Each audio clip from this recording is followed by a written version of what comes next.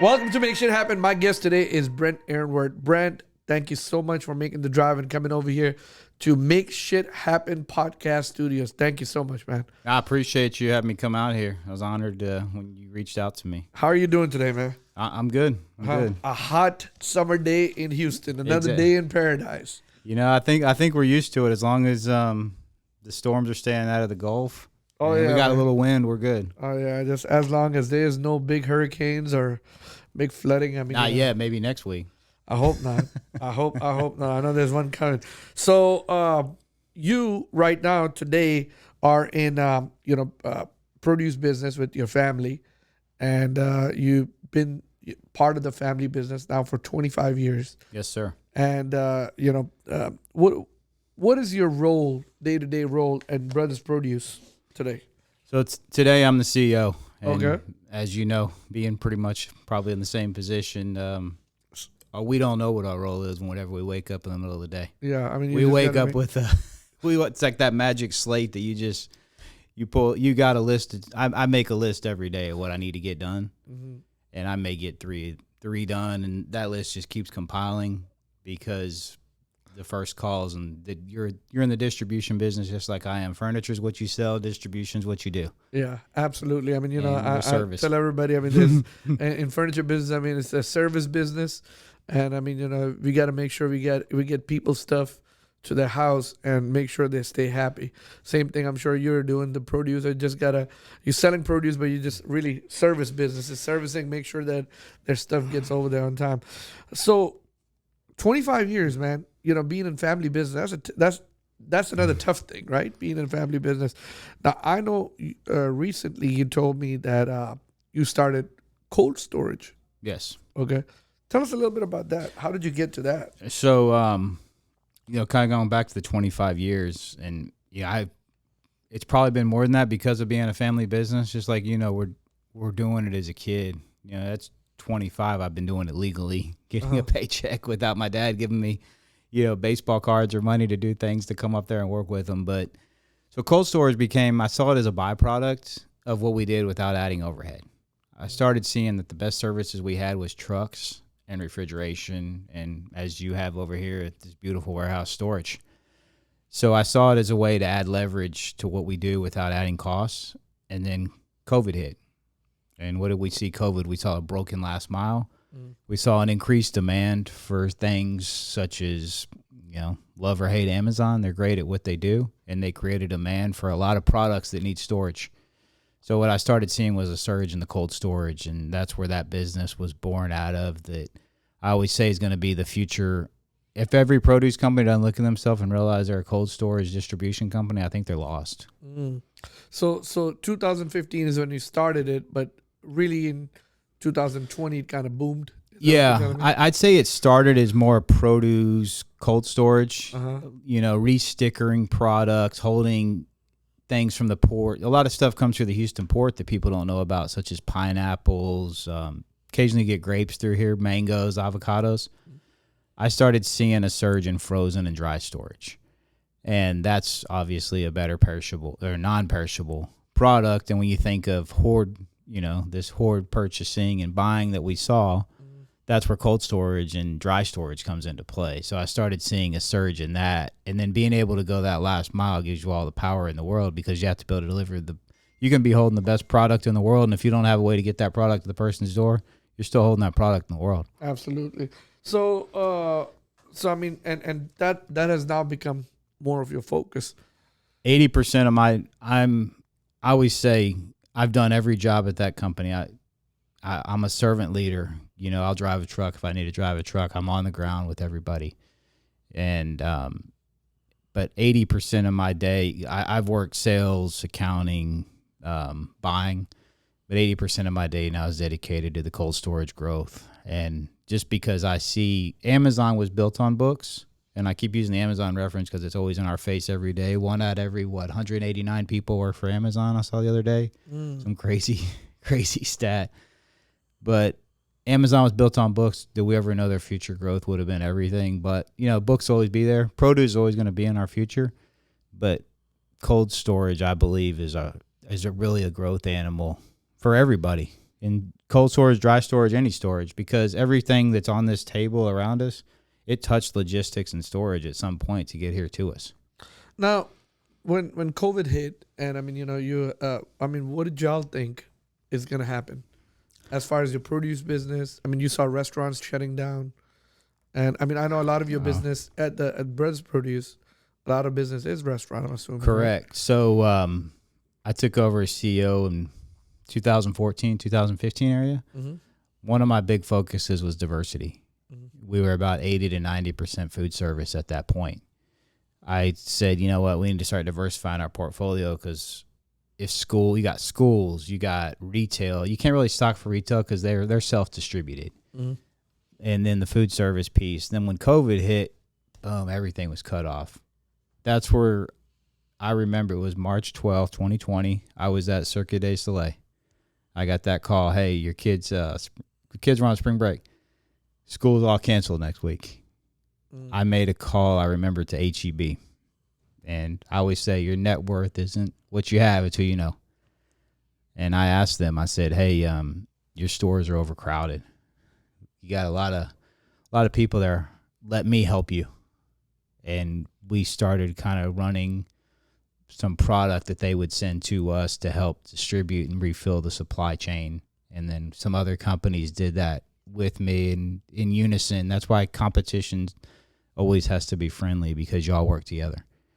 And that's one of the ways we started pivoting through COVID, was just filling that supply chain gap and using other pieces. I went into home delivery. I always keep 3 years of notes of what I want to do. Last year I blew into the third year because of this calling every single play in the book. And that one happened to be, and it ended in home delivery. I'm still in home delivery today. Do I know if it's profitable? It's probably not profitable. It's amazing brand exposure.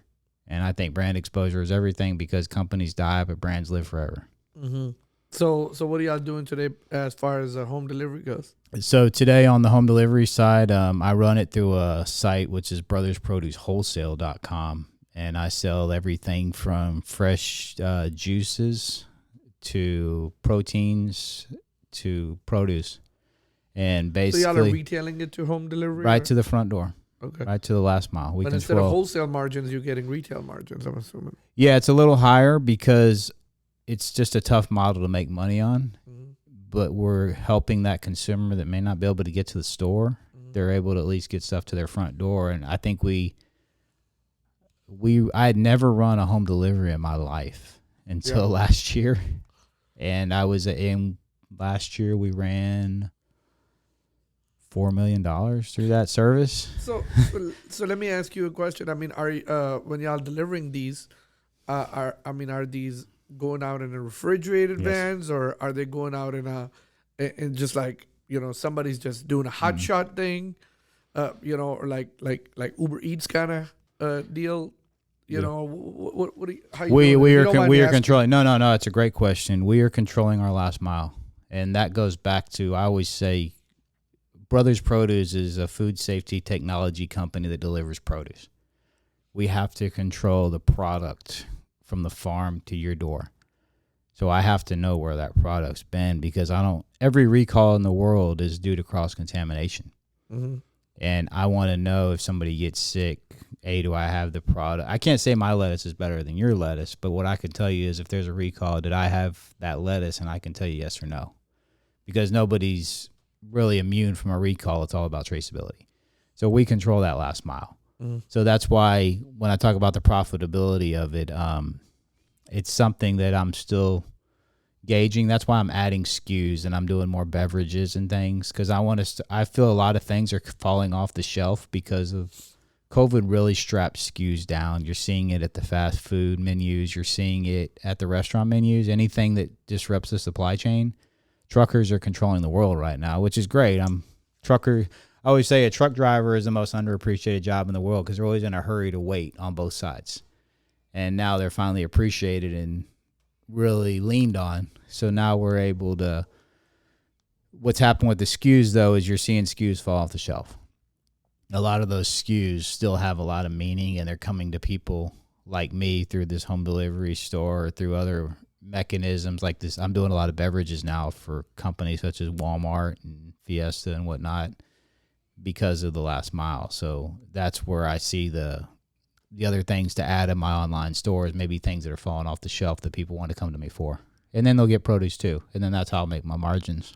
Got you. So what is what I want to understand is, like, when you do home delivery, I mean, are you going per area, delivering this area this day, or you just someone calls and puts an order and you're running across town?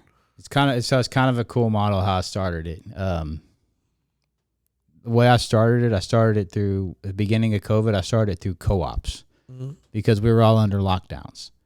So I targeted suburban moms in quadrants of the city. I live in Friendswood, so I had a good group there. We started it, and I've got actually videos of this I can send you. We started it with like drop-offs in church parking lots. And then as the world slowly opened, we started saying, hey, you know, now people can get, you remember when you couldn't get anything, right? You just got to get a box of produce, whatever. You got to get a box of toilet paper. I mean, anything, you were thankful. And it's good to see the supply chain do that because people live in a society where they always expect to see things there. So it's good to see how things work.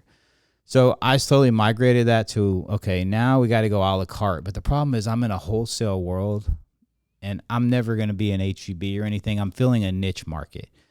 So what I started doing is I chopped up my SKUs, and to answer your question, what I started doing is certain areas that ordered certain days, I did like a free delivery because I was able to consolidate those routes. And then I slowly have migrated away from that. And then people, I see a huge retention of business, and I still see a lot of business on that today. And the best part about that business, it's a credit card COD business, and cash flow is good. Yeah, because I mean, it doesn't cost me. It helps you with cash flow. Correct. You don't have to do net 30 on anybody or stuff like that. Now, you're correct about the supply chain and the truck drivers, right? I mean, but truck drivers have gotten really expensive at the same time. And I mean, you know, in my business, of course I deal with ocean freight, and that's a totally different nightmare. 8 to 10 weeks. Well, first of all, we don't know when we're gonna get it. When's the container spotted, right? We don't know if there's gonna be any spades, if it's gonna get on the container, and how much you're paying. I mean, there's no rhyme or reason. Container prices have gone up 7 times, 7 times. Trust me, I lost a lot of money on storage bids that I've quoted 3 months ago. Yeah, but I've honored my word. I'm a man on my word. Yeah, same thing over here. 6-7 months.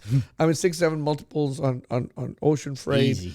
I mean, freight from California that has more than from the West Coast. And yours are dry loads too, right? More than almost triple. You can say. I mean, Mississippi, because we get a lot of people don't know furniture like sofas. Capital of sofas where it's made now. It's not North Carolina anymore. It's in Mississippi.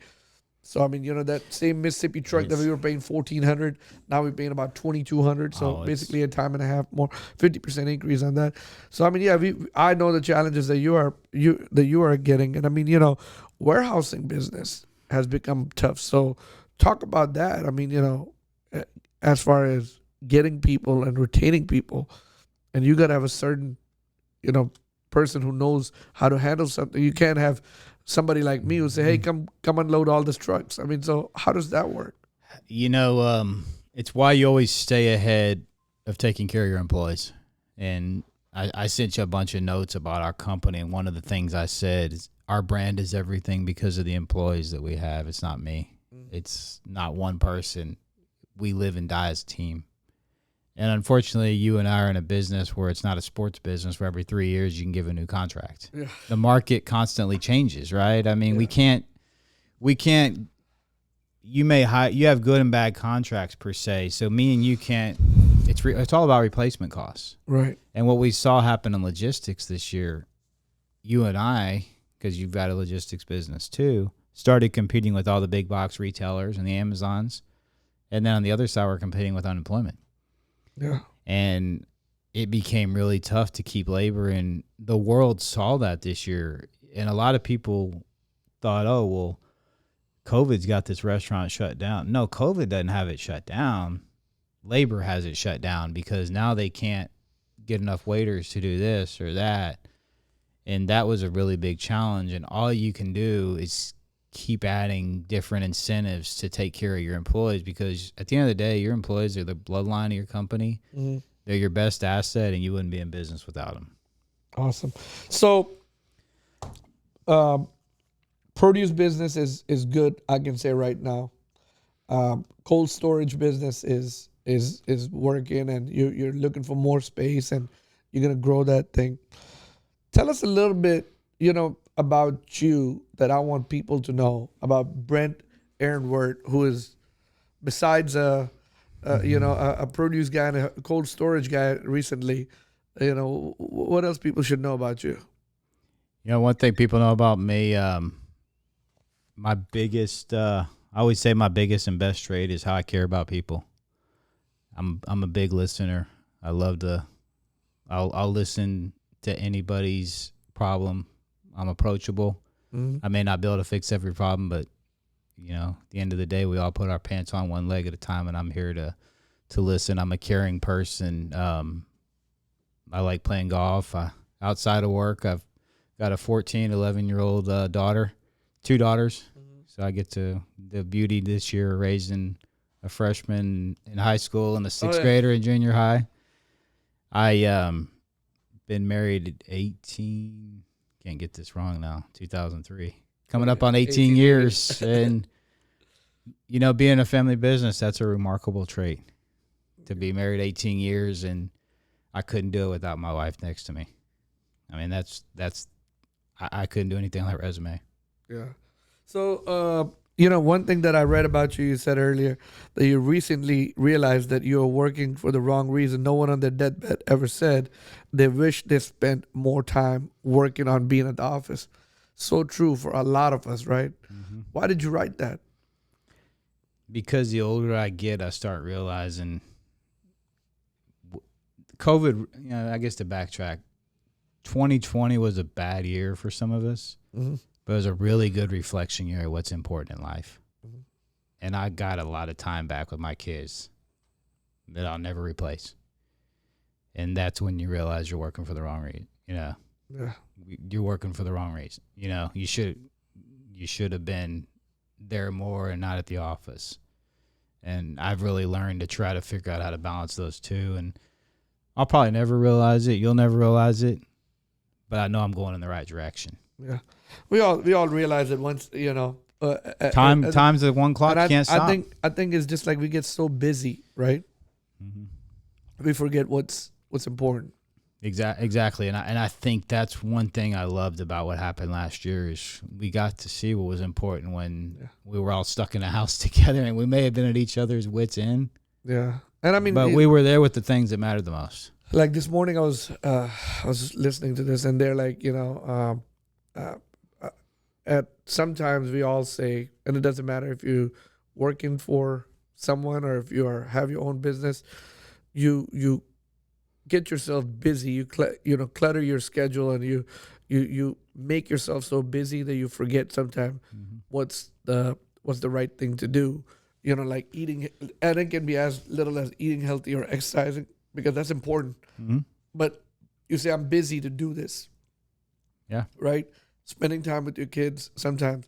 And I mean, maybe COVID was extreme because you were on everybody, y'all got on, each other's nerves at the same time, but it's important to have that time, to have that understanding of each other. And I mean, but you're right.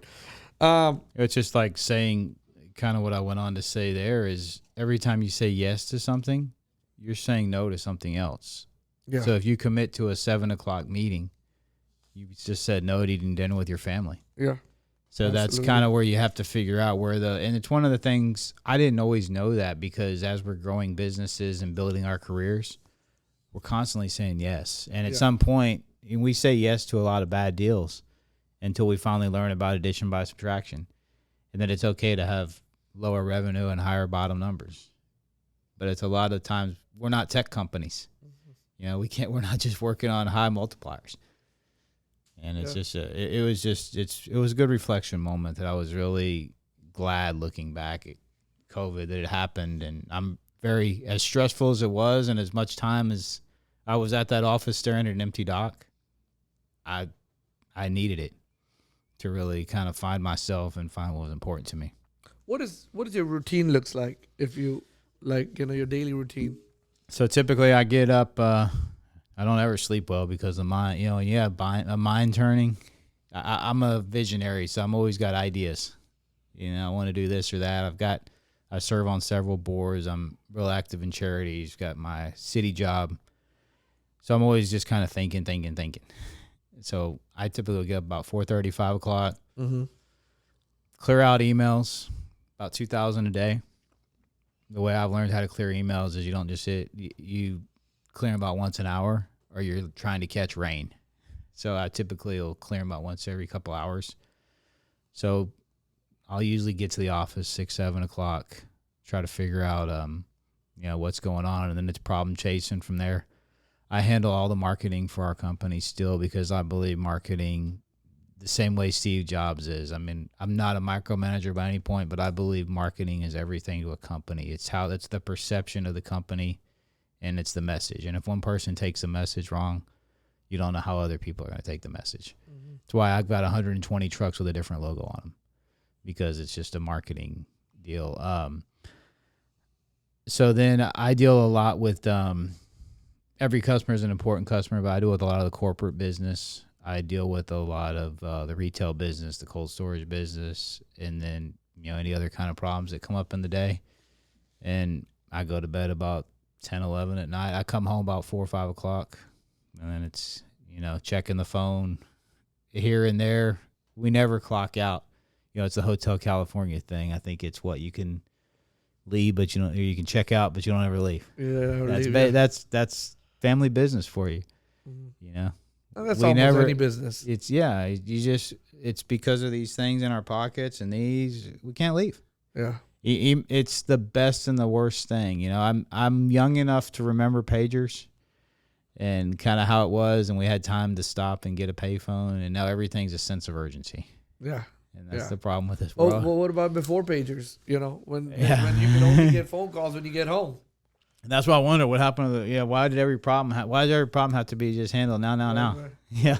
Because if you're not close to the phone, even doctors, if you talk to a doctor now, ask a doctor how often they work when they leave, and they'll tell you it's a lot different than what it used to be. Yeah, people like me, you're going to call up, hey, there's an insurance issue on my prescription or something. Can you fix that? Yeah. If you think, I was thinking about the same thing the other day, and I'm like, I'm not that old. No, we sound old when we say it, but it's not that long ago. Think about it. You're a couple of years younger than me, but the phones were just not readily available. You had to stop by the payphone and put a quarter in there to use that. 1-800-COLLECT or 1-800-COLLECT. 1-800-CALL ATT. 1-800-CALL ATT, right? Yeah.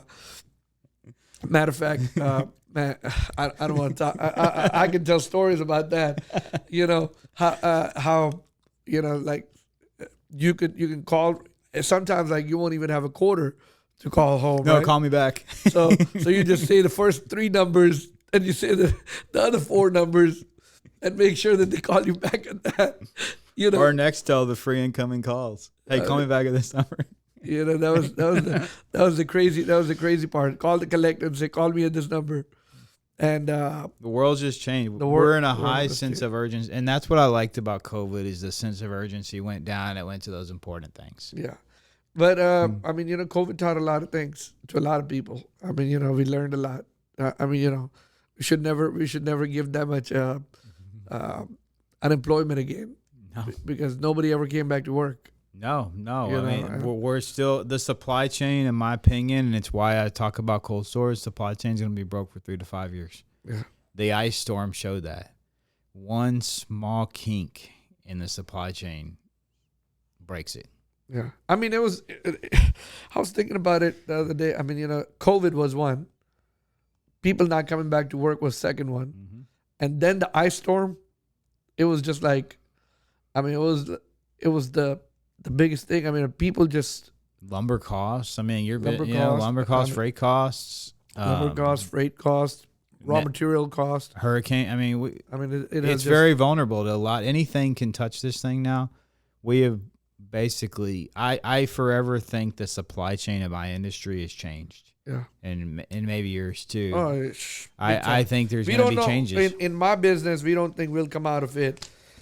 I mean, last year we said that we might come out of it in the summer of 2021, and summer of 2021 has already passed. Yeah. And now, experts in my industry are saying end of 2022, okay, maybe fall of 2022 or end of 2022. I think we are looking at maybe early 2023. In my opinion. Well, wait till they start building. Wait till like lumber and stuff comes down some, and they start building. Lumber is back to normal. Yeah.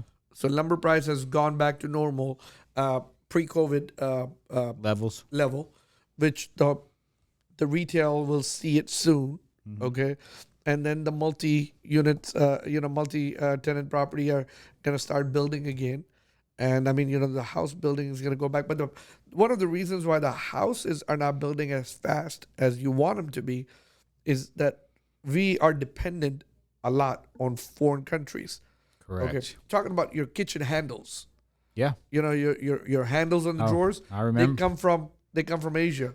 The hinges, the metal, the electrical components, the plastic pipes, everything comes from Asia. And right now, because of that ocean freight clog, it is really making it hard that's why the inventory is so low in new homes. And because the inventory is so low in the new homes, the inventory on older homes is low. That's why your cars, there's no inventory on cars. No, trust me. I had a wreck recently and just got back a car that took 3 months for a 10-day job. Yeah, but I mean, your car and the problem is, I mean, we are all paying this, this, I will say, this big tariff, or I call tariff like a tax on the regular people, and the regular people are paying this because all this ocean freight that has been influenced, and I don't want to go too deep on this podcast because it's not a podcast. It's about it's very important information about logistics. Everything that's been influenced by China is affecting the American people. Yes. Okay. And I mean, it can be as little as water bottles. These water bottles, they come from China. They're not made over here. The hand sanitizer shortage. The hand sanitizer shortage was not caused by a shortage of hand sanitizer. It was caused by a shortage of packaging. Exactly. The to-go containers were not caused by a shortage of to-go contain. They were it's everything's back to. It's not raw material. It's packaging. The Lysol cans. Yes. The cans. They said they had enough Lysol to make it. Yes. After the first go around, when people went and hoarded a whole bunch of them. After that, it was just like, getting the raw material. Because we live in a world where we expect to walk into any store, anywhere, and see what we want. Yeah. And we saw last year, that's not a reality. That's not a reality. And I think it's a good thing because it puts a lot of expectations on you and I to produce things that we're producing a service level that may be unacceptable at all times. And, we're only as good as our last delivery. And sometimes, in my case, I'm selling a dead product. I'm selling a dying product. I got 6 days, a week to mess up. You said that you believe in being different, and you believe you deeply value the minds of Dr. Seuss, Steve Jobs, Barnum, from Barnum and Bailey, greatest showman, and the character Willy Wonka. Tell us a little bit about that. I believe that. If you see our trucks around town, I was at an event Saturday night, and when somebody told somebody where I worked, they said, he's the one that's got all the crazy trucks on the road that you see that have dogs on them. They have cowboys on them, or maybe it's an Alex Bregman's foundation or Lance McCullers with some dogs. Because I believe I'm only selling a product that's made by Mother Nature. So in order to stand out, you got to be different. Mm-hmm. So I have to market that product different and try to get people's eyes when they see it on the road to say, well, I'm going to call that company, And so I believe in sometimes you got to be really creative and be willing to take a lot of risks and be different in order to succeed.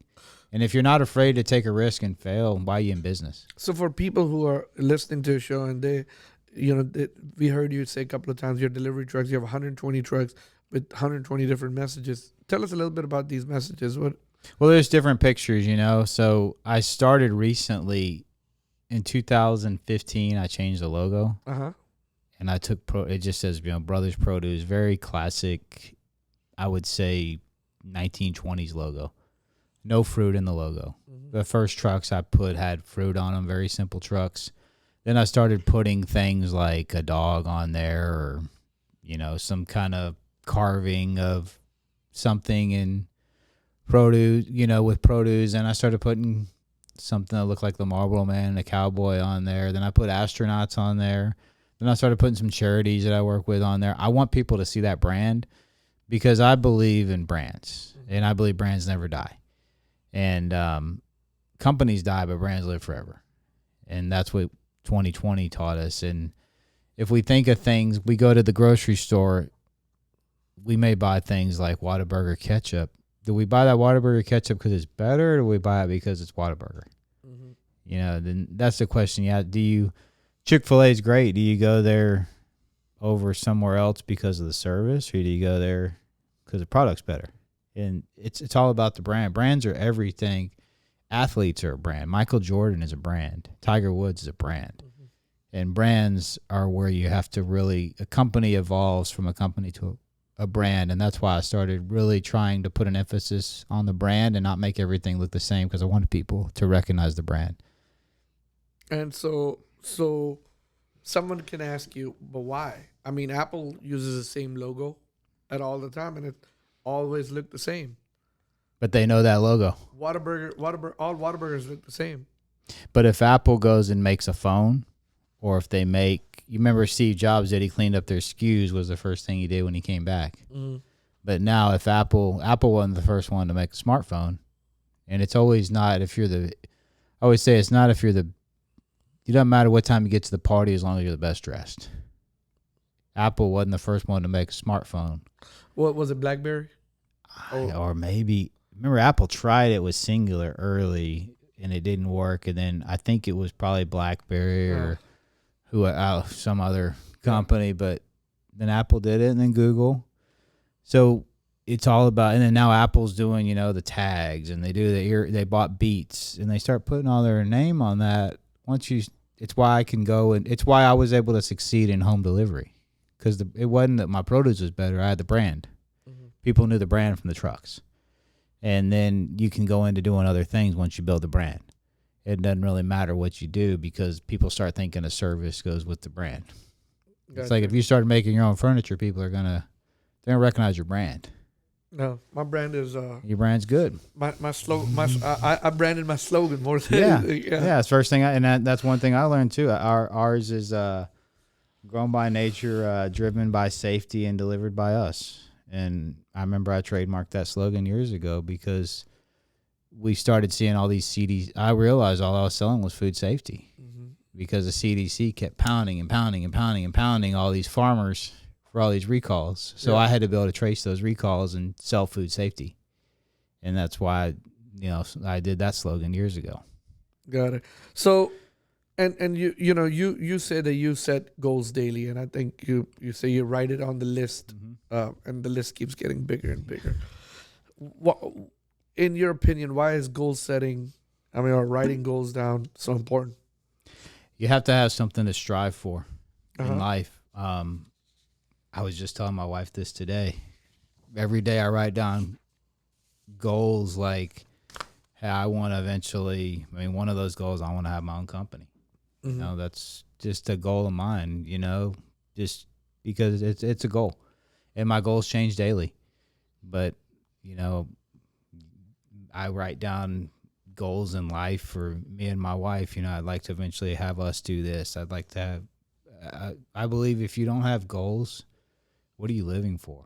What are you shooting? You're just waking up with nothing to do each day. You have to, we can wake up and not know what we're going to do. We can still have a target. And I believe that you have to set goals. Even if the goal is on, you could say, hey, I want to be worth $100 million. Hey, it's a start. We might not get there. We might have to keep playing the lottery to get there.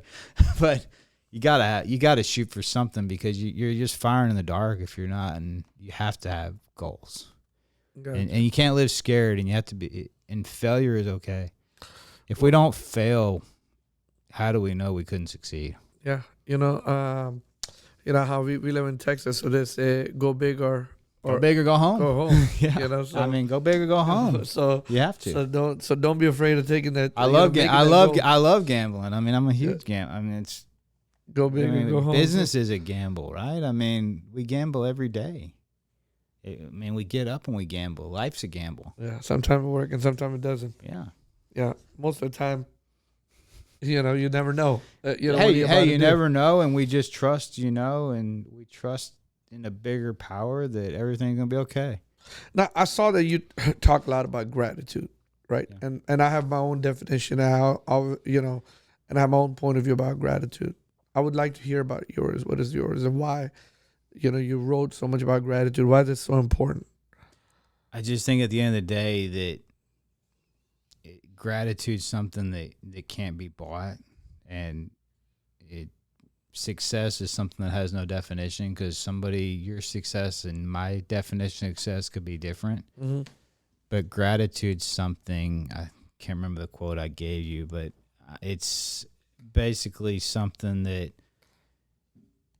it's earned. You give me gratitude makes sense of our past, bring peace for today, and creates a vision for tomorrow. It makes us feel like we bring worth to the world.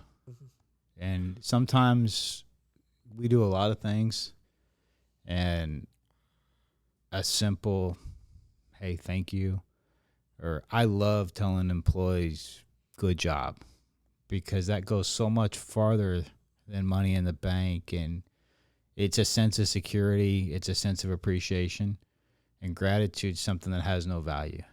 And it really feels good sometimes to just know that somebody out there, whether it's one person, appreciates what you're doing and that it touched their life, and maybe they're going to pass that forward. Mm-hmm. And it's just like success. I mean, success to one person could be having $100 million. Success to me could be having a roof over my head and seeing my kids and spending all the time with them in the world. And everybody's got a different definition of success. Just some of us shoot higher than others, and some of us are more content than others, and some of us are never going to be, satisfied. Yeah. Somebody like me, I've got my hands in a million different things because one of the things I say on there, I still don't know what I want to be when I grow up. Yeah. I don't know. You might not know what you want to be yet. I mean, we don't know. Yeah. Well, never. You have to enjoy what you do. You have to enjoy what you do every day. Mm-hmm. So, I'm going to switch gears over here again. And you say you have your hands in so many things, right? And I know I read that you serve on the city council for City of Friendswood. Yes, sir. Okay. And what made you want to do that? I mean, is it because you like politics? Is it because you wanted to be in you wanted to have a say so what happens in Friendswood? I mean, what was it? Or is that just like something that you want to do? It's funny. You always get led. Politics is like the last place you want to get led to, because I say it always ruins good people. Right. And I judge everybody on their character. Harvey, I saw a lot of things happen during Harvey that shouldn't have happened. And my house flooded. Certain things happened. And then I started looking at our city council, and I saw people that maybe should have been doing some things and maybe had ulterior motives, yeah. So I basically decided, I'm going to stand up and make sure things get done. And back to what I said about your network and who you know. And I believe in working with our neighbors and surrounding cities, because we have to all work together and take care of ourselves, and we have to be approachable. And when I see people that aren't approachable, then my opinion, that's not a good representation for our city. And I remember I had to go register to vote in order to become a part of re-register in that county. Uh-huh. I hadn't been voting, and I had to do that. And it's been a good it's a tough gig, but I'm a business person, and I'm able to make good decisions for the taxpayers and to see where the money's going. and to hopefully make an impact on the city and do a good job. And so how long you got elected when? I'm up for re-election May 2022. Oh, May 2022. Hopefully, campaign season. It's a fun. I actually lost the first time I ran, but that was okay because that was a warm up because that wasn't where I really wanted to be. It was a setup for who I wanted to beat. You have to get name recognition and get out there, and that's how I that's what I did, and I met a lot of great people, and it's been a fun politics tough. Yeah, especially right now, especially through COVID, and they needed insight of business people through COVID, and there was a lot of tough decisions and things we learned. But we'll see if somebody runs next year, May 2022. Well, you consider yourself a problem-solving expert, so that kind of. I always say so. You ever watch Ray Donovan? No. So Ray Donovan's basically a show on Showtime. You gotta check this one out. Basically, he's a Hollywood cleanup guy. Basically, somebody's backed in a corner. It's his job to get them out. Get them out of there. And that's what I feel. Back to when you asked, "What's my day like?" If I'm not trapped in a corner and have to get out, it's not a complete day. It's not a complete day. And how do you find time for all this, Brent? I surround myself with people that I can delegate tasks to, and that's one of the things that over the years I've learned to trust and delegate. And if you can, I always tell all my leaders when I go to hire people, I'm not involved much in the hiring process, but I try to find people that have talents that I look for. And one of the things I try to make sure is that people are organized. They can own up to their mistakes. They know how to delegate, because if you can't delegate, you can't grow. Yeah. You have to constantly be able to pass off certain things in order to grow. So my job is I'll go in and create a new project like the cold storage, and then I've got to keep evolving. Like I'm doing beverages now and other things, and then I have to delegate those projects because I have to keep us growing. If it's an evolve or die world. What kind of beverage? I mean, are you doing? So I'm delivering some fresh juices, some teas, green juices, or all sorts of juice. But is it vegetable juice or is it what is it? Yeah, they're fruit. Like actually, the one of the customers I have is who the Dallas Cowboys and a lot of the NFL teams buy from. Mm-hmm. So I deliver theirs for them, but it's delivering that last mile. Gotcha. I deliver a product called Moonshine Sweet Tea. Mm-hmm. Goes to all the Walmarts, and these are just I don't know how to sell them. I know how to get them to the back door. Gotcha. And do that job. So one of the things I do is I just get in these things and then figure out all logistics, go out there and see how it's done, delegate out the tasks, and move on to the next thing. Because we, as CEOs, as you and I know, if we're not constantly evolving and growing, we're dying. Brent, you being a CEO of a multi-million-dollar produce company, we got 120 trucks, got a bunch of customers. You have a lot of experience over here, plus being, just part of the family business for 25 years. I mean, what kind of advice will you have for someone who wants to be in business or someone who is in business, they're just looking, the way to get to the next level? What kind of advice would you give them? Network. You always got to network. Okay. Talk to everybody. You don't know who knows who. It's back to what I said earlier. Your net worth and what you have, it's who you know. Yeah. Because somebody else may not be even in a business you're in, but they may know somebody that knows somebody that can get you in a door. And you got to treat every customer, like they're your biggest customer, because you don't know who that customer is going to be. Think of when you started. Mm-hmm. How small did you start? Oh, very small. I mean, I've got a customer, I can tell you, Squeezed, the juice company. I started dealing with that. His name's David, the owner. Started dealing with him when he was juicing on the side while he worked at Enterprise Rent-A-Car. He's now probably the biggest juicer in the whole South United States and bottling and everything. Mm-hmm. And you never know who somebody's going to become because we're all partners. So to grow, you have to grow with your customers and you have to network because your network's the best asset you have, and take care of your people. So Squeeze was buying from you at one. He buying? actually subleases most of one of my cold storage warehouses now. Really? I mean, he's I mean, fantastic. they're really big. Yeah, he's very big, and he's bottler now. I mean, he's very vertically integrated. He's in like, I don't even know how many states anymore. He's gotten so big. Yeah, he's big. I mean, you know, they very good friend of mine. I hear them on the radio commercials all the time, and radio's been a great, you know, it's funny because people don't realize he really capitalized on radio advertising. You know, and I still personally run our social media accounts because I don't, and kind of back to that Steve Jobs thing, Steve Jobs wanted to see every piece of marketing material that went out. And I believe that that's just the face of your company. And sometimes people hire marketing people that can take great pictures and do great things, but if they don't know the culture and the customer base of the company, they can't. Likes don't turn into dollars. Likes don't turn into votes. They're just likes.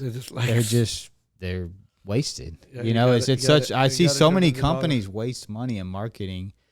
And I have people call me all the time, and I say, why would I need to do this? I've got 120 moving billboards going around town I'm going to start selling ads on my truck soon as a revenue source because I have trucks to burn. That's why I started putting charities on them, because at least I can give charities some good advertising to go around town. Write it off. Yeah. Or not even write it off, just promote their charity because they're great causes that I love being a part of. Yeah, absolutely. Since you said that, what are some of your passionate charities or charities of your passion? So, you know, years ago I started working big in the homeless population back in 2018. I worked for Ricky Davis, who played for the Timberwolves right out of Pearland.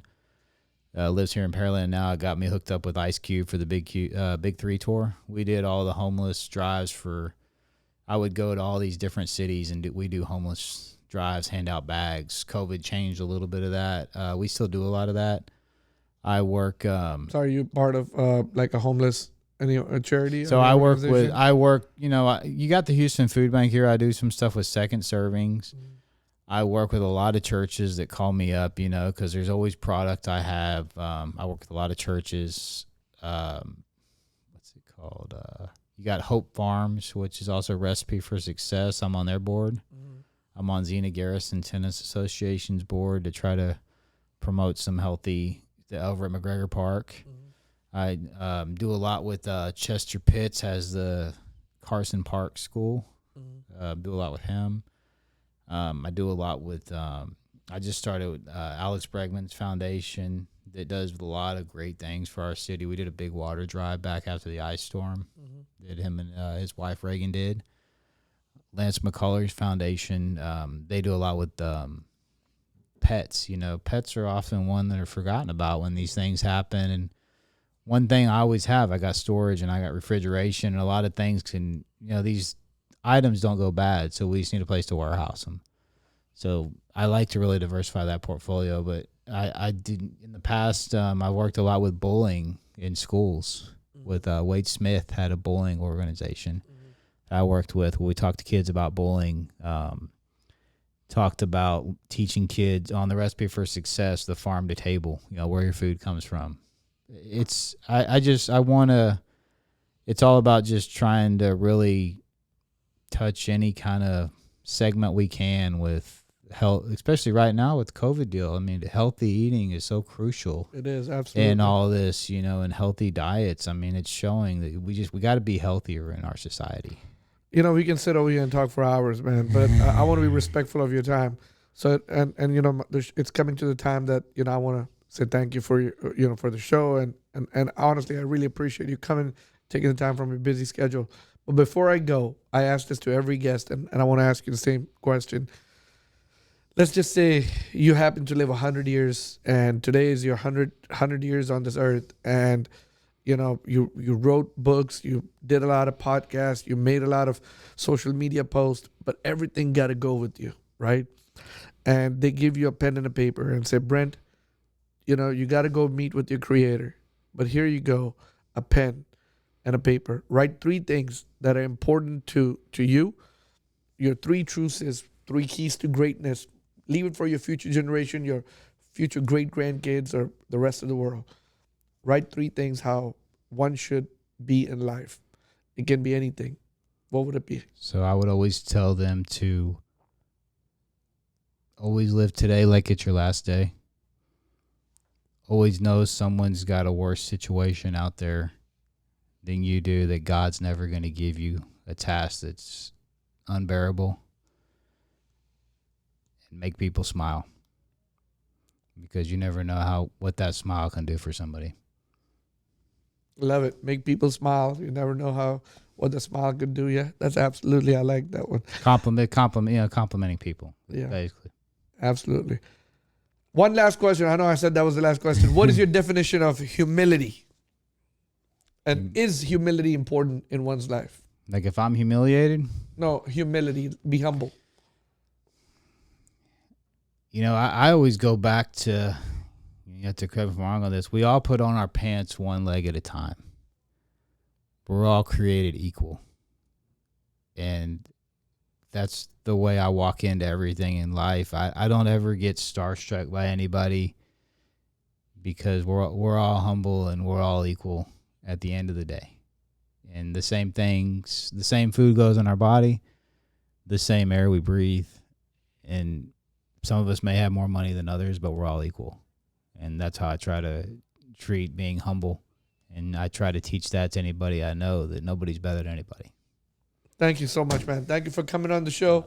Thank you for spending time with me, and thank you for giving us some of your golden nuggets over here. So thank you so much. I appreciate the time. I was honored that you called me. No, thank you, man. Perfect.